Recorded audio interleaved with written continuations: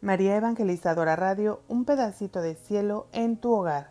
Te presenta el santo de hoy, 6 de octubre, Beato Bartolo Longo. Graduado en leyes, edificó el santuario de Nuestra Señora del Rosario de Pompeya en 1876. Fue beatificado por San Juan Pablo II el 26 de octubre de 1980. El Papa San Juan Pablo II lo cita muchas veces en su encíclica sobre el Rosario, Rosarium Virginis Mariae. Bartolo nació en Latiano, en las cercanías de Brindisi, ubicado en el Tacón de Italia, el 10 de febrero de 1841. Sus padres fueron Bartolomé, médico, y Antonia Luparelli, hija de un magistrado. Desde niño se manifiesta muy ingenioso, vivo y de carácter ardiente. A los 6 años fue llevado a un internado de los padres Escolapios, en Francavilla, Fontana. Allí hizo toda su primaria y secundaria a los 11 años. El resto de sus estudios los realizó en Lecce y Nápoles. Aquí termina sus estudios de Derecho en 1864 a los 23 años. Era de temperamento apasionado, su estructura o lo conducía al cielo o al infierno, jamás a un lugar intermedio. Era elegante, buen mozo e inteligente. En la universidad se enredaba en la moda anticristiana de la época y se dedicaba a la política, a las supersticiones y al espiritismo. Llegó a ser médium de primer rango y sacerdote espiritista. Fue su tiempo de alineación juvenil, de búsqueda desenfrenada, el estudio, las diversiones, la música. Él tocaba el piano y los amigos llenaban sus días. No sobraba tiempo para la oración y Dios fue desapareciendo de su vida día en día. Por otro lado, la filosofía del Hegel y el racionalismo de Renan lo tenían totalmente atrapado. Empezó a odiar a la Iglesia, organizando conferencias contra ella y alabando a los que criticaban al clero. Esta experiencia, paradójicamente, le sirvió de peldaño para redescubrir la fe definitivamente. En este proceso fueron instrumentos de Dios especialmente 2 personas, un profesor amigo, Vicenzo Pepe, y un sacerdote dominico, el padre Alberto Radente. Su conversión, acaecida el día del Sagrado Corazón de Jesús en 1865 en la iglesia del Rosario de Nápoles, le llevó a tomar decisiones radicales. Abandonó la vida florense y se dedicó a obras de caridad y al estudio de la religión. Incluso renunció a propuestas muy ventajosas para la vida matrimonial. Dios quiso elegir a este hombre pecador como instrumento para propagar su gloria en la construcción de un santuario dedicado a la Santísima Virgen María, que más tarde se llamaría Santuario de Nuestra Señora del Rosario de Pompeya. Allí, otros pecadores irían a encontrar perdón y paz. En 1872 se radica en Pompeya por motivos profesionales. La condesa de Fusco le confió la administración de sus propiedades. Le impactó profundamente la miseria humana y religiosa de los pobres campesinos. A raíz de una inspiración especial, decide dedicarse al catecismo y a la difusión del Santo Rosario. En 1876, bajo sugerencias del obispo de Nola, inicia la campaña de un sueldo mensual para construir un templo en Pompeya. Como resultado de la cooperación humana y la intercesión prodigiosa de María, surge un hermoso santuario. Y en torno a esta construcción nace una ciudad mariana, enriquecida con numerosos institutos de caridad. El milagro de Pompeya es producto de 50 años de trabajo inalcanzable, ardiente e inteligente. Miles de niños abandonados recibieron ayuda, un hogar. Miles de personas se dedicaron a la oración gracias a los escritos de San Bartolo Longo. Millones de peregrinos visitaron a la Virgen en su nuevo santuario.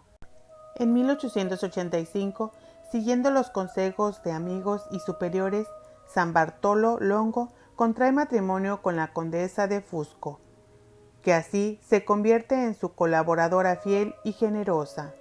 El 9 de febrero de 1924 muere Mariana de Fusco a los 88 años de edad, siguiéndola el santo italiano 2 años después, el 5 de octubre de 1926. En 1934 se inicia el proceso canónico para la beatificación. En 1947, Roma emite el decreto de introducción de la causa de siervo de Dios y el 26 de octubre de 1980, San Juan Pablo II lo proclama beato. Sobre todo puede decirse de él sin exagerar, afirma el Papa en esa oportunidad, que toda su vida fue un servicio permanente a la Iglesia, en nombre de María y por amor a ella. El rosario en sus manos nos dice también a nosotros del siglo XX: ojalá vuelva a despertarse tu confianza en la Santísima Virgen del Rosario. Santa venerada Madre, te traigo todas mis preocupaciones, en ti deposito toda mi confianza, toda mi esperanza. Su espíritu. Gabriel de Rosa, profesor de la Universidad de Roma y director del Centro de Estudios de Historia de Mezzogiorno, considera que San Bartolo fue un verdadero precursor de la influencia de los laicos en la Iglesia. Su construcción, santuario con fraternidad, nueva ciudad, fue la respuesta más robusta y solemne que un laico católico podía dar a la cultura filantrópico de la época. Figura indudable, excepcional del laico católico, que no se dejó distraer por la grandiosidad de sus empresas, por el clamor, el consenso y el disenso que éstas suscitaban, y cuyas resistencias a las insidias y a los ricos del mundo alimentó constantemente con ejemplos nacidos de su propia espiritualidad. Un rasgo resaltante de su personalidad fue su profundo amor filial a la Madre de Dios. Quizá pueda considerarse este aspecto como punto de partida y fuente de su fecundidad apostólica, por las innumerables gracias recibidas que él atribuye todas a María. Siente el irresistible deseo de corresponder amándola y alabándola y hacer que otros la amen y la alaben. Consagró toda su vida a su servicio, a la difusión de su culto, especialmente el Santo Rosario. Empezó fundando una confraternidad del Rosario, erigiendo un simple altar donde reunía a los campesinos, los instruía, les habituaba al rezo del Rosario. Como vio que Dios bendecía el lugar en abundancia, le surgió la idea de construir ahí un templo a la Santísima Virgen que atrajera a muchos fieles. Ni yo podía obstaculizar los designios del Señor. Cuando me vi en medio de tantos prodigios insólitos que no sabía ni podía explicar racionalmente, no vi mejor camino que seguir y secundar lo que la providencia por sí sola estaba obrando. El santo italiano llega a Pompeya el 10 de octubre de 1872. Ese mismo mes tuvo una experiencia espiritual extraordinaria. Salió a pasear por los alrededores y en un lugar denominado Arpaia, donde actualmente existe un pequeño monolito recordatorio, envuelto en una profunda inquietud, absolutamente solo, recuerda las palabras de su confesor, el padre Alberto Radente: si quieres salvarte, propaga el rosario, es promesa de María. San Bartolo Longo, transportando interiormente, levanta el rostro y las manos hacia el cielo y grita a María: si es verdad que tú has prometido a Santo Domingo que quien propaga el rosario se salva, yo me salvaré, porque no saldré de esta tierra de Pompeya sin haber propagado aquí tu rosario. En ese momento sonó a lo lejos una campana. Era la hora del Ángelus del mediodía. El santo se postró, oró y lloró. Ese saludo fue para él la respuesta esperada. Pompeya era entonces un lugar abandonado e ignorado. Aún no se había hecho excavaciones realmente científicas de las ruinas de la Pompeya pagana. La zona era temida por los viandentes, dado que allí se guarecían ladrones y malvivientes. Cuando San Bartolo llega por primera vez, fue escoltado desde la estación hasta la casa por 2 hombres armados con fusil. No había comisaría en el lugar, lo único importante era una pequeña iglesia parroquial en muy mal estado. Conociendo lo que posteriormente surgió allí, cabe la frase latina: opera Dei ex nihilo. Dios crea siempre de la nada. El simple altar se iría a convertir posteriormente en un santuario célebre que pronto adquirió carácter internacional, puesto bajo la inmediata jurisdicción del Papa, se torna basílica pontífica a fines del siglo XIX. San Bartolo organiza la primera fiesta del Rosario en el Valle de Pompeya, al año siguiente de su llegada a estas tierras, octubre 1873. Había visto la pobreza en que vivían los pobladores de la zona y quiso hacer algo por ellos. Por eso empezó a visitarlos. Así se percató de su profunda piedad y respeto a los muertos, su fe a la inmortalidad. Vio que éstos eran enterrados sin oraciones y miserablemente. Entonces pensó que debía comenzar por aquí. Y se le ocurrió hacer una gran rifa de 800 premios, rosarios, medallas, estampas de la Virgen del Rosario y centenares de crucifijos. A través de estos premios entraron María y Jesús en esas pobres casas. Además, con una confraternidad del Rosario, se ocuparía de prestar asistencia y medicina a los enfermos, ayudar a casarse a jóvenes pobres y dar sepultura a los muertos, acompañándolos y recitando el rosario.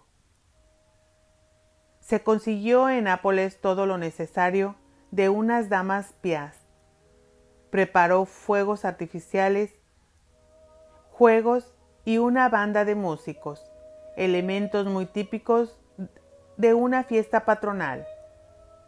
Lo central debía ser una misa cantada por el párroco y una prédica sobre el Santo Rosario, a cargo de su amigo y confesor, el dominico padre Alberto. Como en el pueblo no se veneraba ninguna imagen, expuso una de la Virgen del Rosario a la veneración pública y así esperó la mañana del tercer domingo de octubre. Llegó el domingo tan anhelado, pero cargado de una lluvia torrencial. No hubo fiesta. Comenzamos mal, pensó San Bartolo. Parece que no le agrada a la señora lo que hago, pero luego recapacitó. De parte mía no debo hacer otra cosa que propagar el rosario. Veremos si la señora, de parte suya, mantiene la promesa hecha a Santo Domingo. Es sabido que el santo italiano no escribió ningún tratado sistemático de Mariología. No existe una Mariología de el Beato Longo, pero sí toda una catequesis, una devoción y espiritualidad de índole popular. Allí María es presentada no como simple personaje del pasado, sino como una persona actualmente activa, viva, dotada de sentimientos, fuerte y maternal a la vez. La súplica le dice: augusta, bendita, buena, querida, coronada, omnipotente por gracia, y la invoca como reina de la paz y del perdón. Madre de los pecadores, nuestra abogada y nuestra esperanza. María es para Longo lo que él ha experimentado en su vida, una vida salvífica, una protagonista en el plan de Dios, una realidad que obra en la historia. En sintonía con la piedad popular, San Bartolo exprime su realidad viviente de María, describiendo los miembros de su cuerpo, las manos, los ojos, los brazos, el corazón. Como persona viva, María actúa, salva, ilumina, perdona. Con extraordinaria visión pastoral, San Bartolo se percató al año siguiente. La fiesta había resultado que fiesta, prédica, rifa, etc. eran como mareda de que pasaba. Pero ¿cómo introducir a la gente al amor y a la fraternidad? Se le ocurrió hacer una misión, y la misión se hizo a fines de 1875. Todos se reconciliaron con Dios y entre sí, y se adhirieron a la Confraternidad del Rosario, fundada propiamente el 13 de noviembre de 1876. En una página de I 15 Sabbati, 15 sábados, exprime San Bartolo Longo con simplicidad un método de pastoral popular de la llamada Mariología tipológica. Como dos amigos que andan juntos frecuentemente, llegan a asemejarse incluso en sus costumbres. Así nosotros, conversando familiarmente con Jesucristo y con la Virgen, al meditar los misterios del Rosario y formando juntos una misma vida en la comunión, podemos llegar a asemejarnos a ellos, en cuanto la bajeza humana nos permita, y aprender a vivir humildemente pobre, paciente y perfecto. El pueblo imita a la persona que ama. Ese mismo año llega a Pompeya por primera vez el obispo de Nola para suministrar la confirmación al término de la misión. Longo le expresa su deseo de construir un pequeño altar en honor a la Virgen del Rosario, a lo que el obispo respondió: yo propongo que hagamos, en vez de un altar, una iglesia, y desde un balcón del primer piso de la casa de la condesa de Fusco señaló: aquel es el lugar donde debe ser edificado el templo de Pompeya. 15 años después el templo estaba construido, incluso aún, pero ya consagrado. Posteriormente el Papa León XIII lo declara Patrimonio Pontificio 1894. Longo afirma que Pompeya es obra de Dios y no del hombre. Él personalmente jamás hubiera edificado tal santuario sin la palabra autorizada del obispo y el apoyo incesante de María Santísima. ¿Y la imagen de gracia? Fue un obsequio del padre Alberto Radente, que se la compró a un revendedor callejero por 340 liras. Estaba abandonada en un convento de monjas de la Tercera Orden del Santo Domingo, en Nápoles. Cuando Bartolo Longo llegó En la mañana del 13 de noviembre de 1875, casi desesperado porque al día siguiente concluía la misión y debía presentarse la imagen al pueblo, en busca de un cuadro pintado al óleo, la providencia le salió al paso.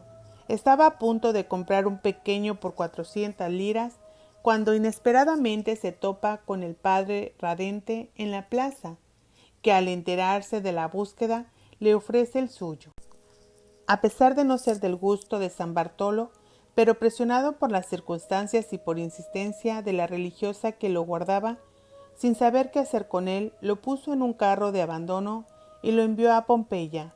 Esto nos recuerda mucho de las historias y leyendas sudamericanas de imágenes de María transportadas en carros a sus actuales centros de veneración. La sencillez de este comienzo humilde contrasta con la magnitud de los frutos sobrenaturales del lugar santo, habiendo atravesado inmensas dificultades hasta llegar a su desarrollo pleno. Esto puede ser signo de una correcta interpretación de la voluntad de Dios, que de esa manera quiso besar esa tierra para consagrarla al servicio de los hombres. Dios renueva así originalmente su pacto salvífico con los hombres en un lugar y en un tiempo determinado a través de instrumentos simples escogidos por él. Ya en época de Bartolo, esta imagen atrajo a miles de peregrinos de todas partes: Madrid, Liverpool, Coblenza, Bruselas, Varsovia, Viena, Suiza, África, Oceanía y toda Italia. La primera gracia sucede en Nápoles, en el palacio de la calle Tribunali número 62. Una joven sufría de epilepsia central con fuertísimas convulsiones, que se repetía cada 3 o 4 días. A través de la condesa de Fusco, llegó a enterarse los familiares de la iglesia en construcción, dedicada a la Virgen del Rosario, y de lo que Dios ya venía obrando en el valle. La tía de la joven promete una peregrinación a Pompeya y su colaboración en la obra si sanaba a la sobrina. La niña sanó totalmente y quedó libre para siempre del mal que la aquejaba. A partir del 13 de febrero de 1876, 2 médicos que asistían a la joven fueron testigos del hecho. A este primer acontecimiento de gracia sucedieron varios otros con el correr del tiempo. El 18 de julio de 1914 acontece en Alemania un hecho que, sumado a otros, daría origen a un gran movimiento internacional Schoenstatt. Su fundador, el padre José Kentenich, lee ese día un artículo en Cyprian Frohnlich, publicado en Die Allgemeine, sobre San Bartolo y su creación predilecta, el santuario de Pompeya. Interpretó este hecho como una señal de la providencia y meditó largamente sobre él. ¿No podría suceder algo semejante también en Schoenstatt? Él quería depositar toda la responsabilidad de la formación de los jóvenes seminaristas en manos de María. Era entonces director espiritual del seminario menor de los Palontinos. Los signos del tiempo, especialmente la Segunda Guerra Mundial, existía de ellos seminaristas y superiores, el máximo, la santidad. ¿No estaría en los planes de Dios, se preguntaba, que María, tal como había sucedido en Pompeya, fuese atraída a la pequeña capilla abandonada de San Miguel del Valle de Schoenstatt, para establecer ahí su trono de gracia y mostrarse como educadora, obrando milagros de transformación interior? 3 meses más tarde, nace Stach, hoy difundido en Europa, Asia, África, América y Australia. Es norma de la providencia divina velarse de los pequeños e insignificantes para realizar grandes obras en la historia de la salvación. La experiencia de Pompeya sirvió de inspiración y una capilla abandonada llegaría luego a convertirse en un lugar de peregrinación. El 15 de agosto de 1877 sale a la luz el primer devocionario Quindici Sabbati, los 15 sábados. A un siglo de distancia, en 1981 se publica la 75 edición en 745 ejemplares. Bartolo Longo no se imaginaba que esta obra suya tendría tanta penetración popular. La devoción de los 15 sábados consiste en prometerle a Dios un rezo por 15 sábados consecutivos en memoria de los 15 misterios del Rosario, con el fin de honrar a la Santísima Virgen y obtener por su mediación alguna gracia especial. Esta devoción se basa en una experiencia francesa semejante, tiene una dinámica propia muy acertada. A. La perfecta devoción a María es la imitación de sus virtudes. B. Para ello se medita su vida por orden un misterio cada sábado. C. Se procura conformar la propia acción al contenido de cada misterio y así. D. Se busca santificar todo el día. Con esta práctica, San Bartolo buscó unir contemplación con acción. El punto clave radica en la meditación de los misterios. Se pretende evitar así la repetición mecánica de las Aves Marías. Puede rezarse en cualquier tiempo, pero especialmente antes de la fiesta del Rosario, primer domingo de octubre, y antes del 8 de mayo, fiesta de la Virgen de Pompeya.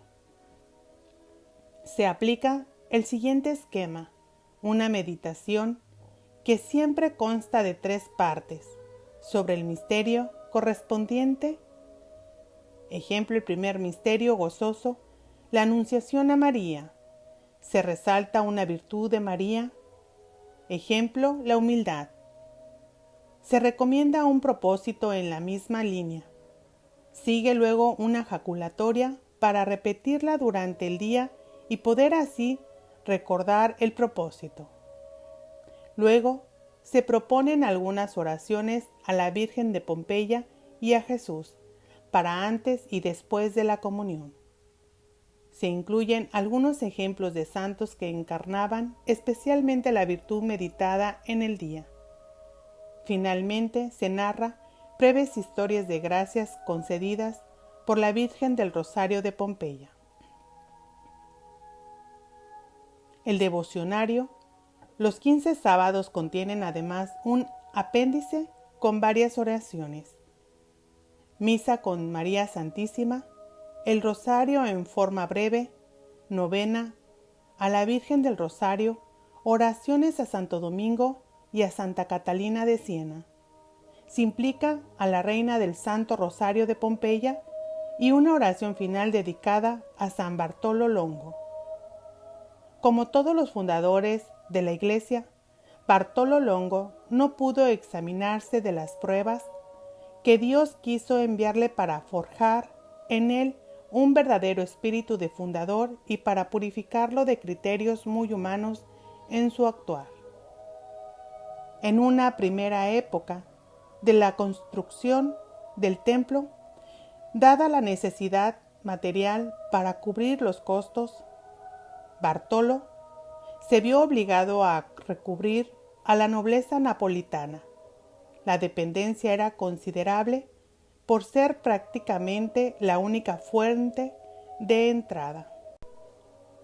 En mayo de 1877 se dio un primer hecho purificador que le ocasionó muchos dolores de cabeza.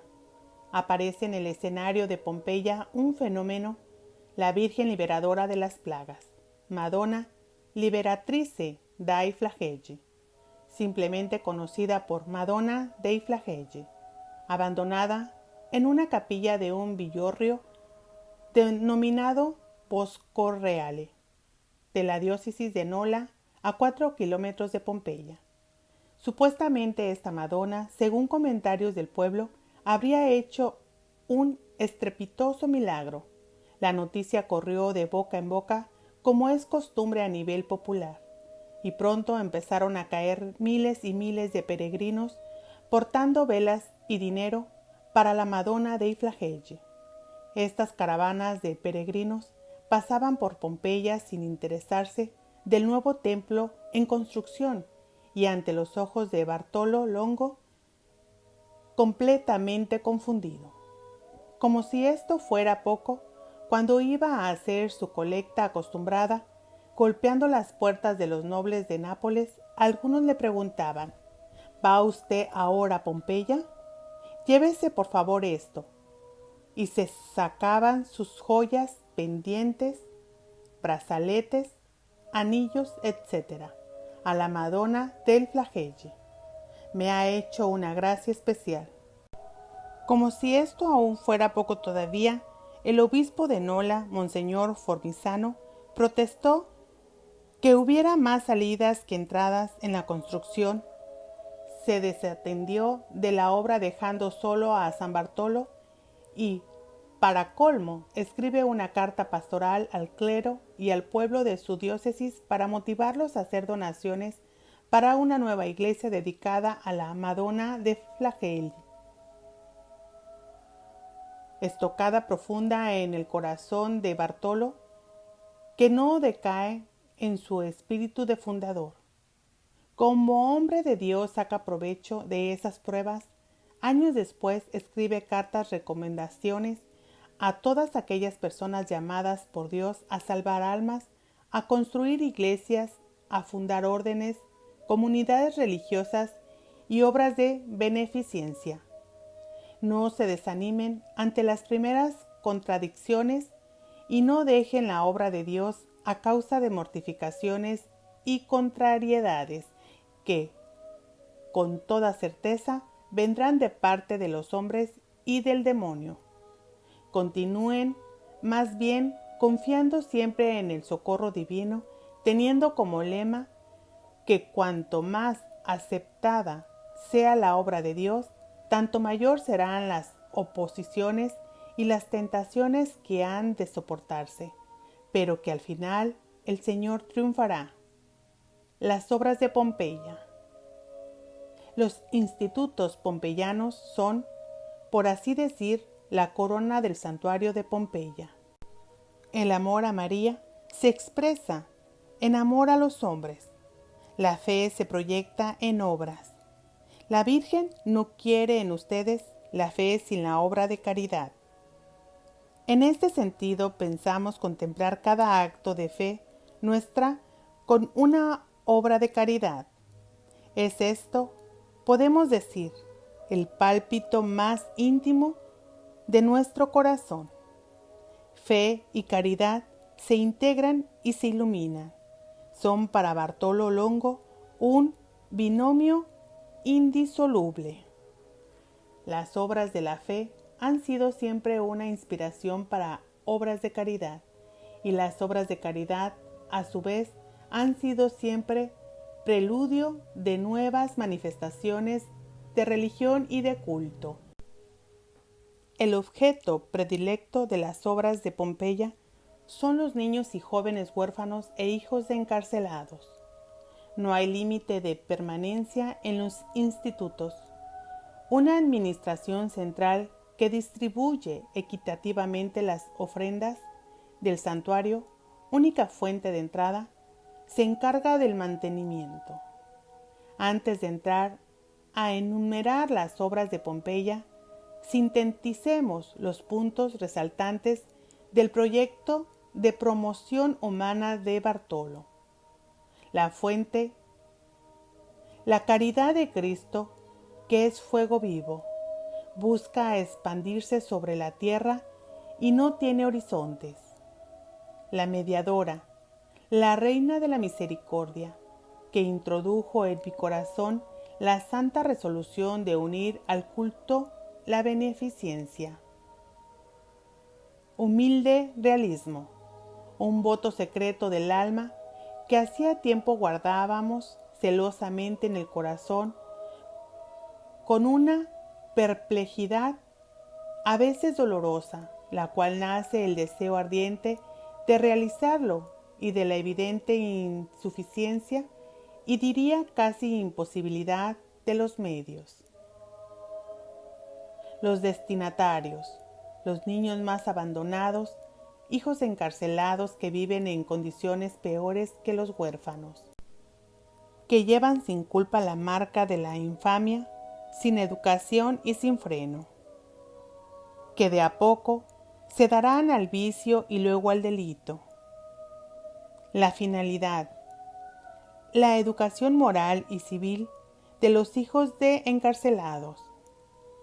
La idea central, los positivistas afirman que estos niños nacen y están fatalmente destinados a recorrer como sus padres el camino de la delincuencia, que ninguna prevención, ninguna educación pueden sustraerles de ese trágico fin.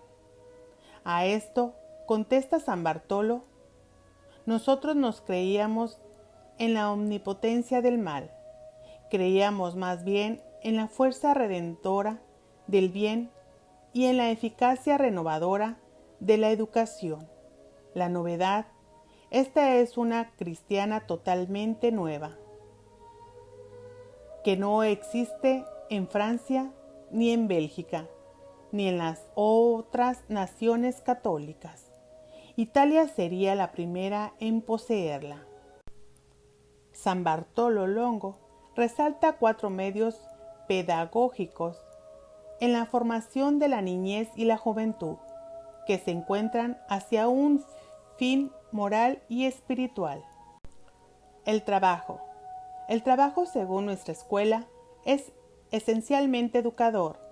Refrena el instituto del vagabundeo, educa a la paciencia, a la obediencia, al respeto a los superiores y a la autoridad. Emancipa al hombre de la esclavitud y del servilismo. Hace que el hombre sea verdaderamente libre. Concuerdo con que el mero trabajo no es medio que pueda educar. Yo asocio el trabajo con la oración, elevo el trabajo a oración. Además, el trabajo es fuente de bienestar social. Suprime la plaga social de la mendicidad. La familia del hombre que trabaja es honesta. En cambio, el hombre que no trabaja se apoltrona en el ocio, y el ocio es el padre de los vicios. El trabajo es causa de economía doméstica, es fuente de paz y de unión en el hogar. El trabajo ennoblece al hombre. El estudio, no tanto como adorno intelectual para instruir mentalmente, sino para armonizar la cultura de la mente con la del corazón, el sentimiento del deber y la ley del trabajo, todo sostenido y vivificado por la religión. La música. En mi método educativo es momento muy importante coordinar la fatiga o el ejercicio del arte mecánica con el estudio de la música o con el aprendizaje de instrumentos musicales. En general, la música es para mí un elemento de los más relevantes para la educación de esta clase de niños. La educación física, coordinada con las otras actividades. Esto constituye el núcleo de toda su concepción educativa, pero como elemento esencial de su pedagogía permanece la caridad, el amor noble, puro, divino. Como en toda la tradición cristiana, insistente en el encuentro de dos voluntades libres, unidad en un amor recíproco y en un amor común a Cristo, ama a tu educador, porque al educarte te ama y porque representa a la persona de Jesucristo. Ama, instruye y salva al pobre y al abandonado, porque representa la persona de Jesucristo. Bajo esta perspectiva han de ser contempladas las obras de Pompeya, que pasamos a enumerarlas en orden de aparición. 1. La revista Rosario e la Nuova Pompei, fundada por Bartolo Longo en 1884.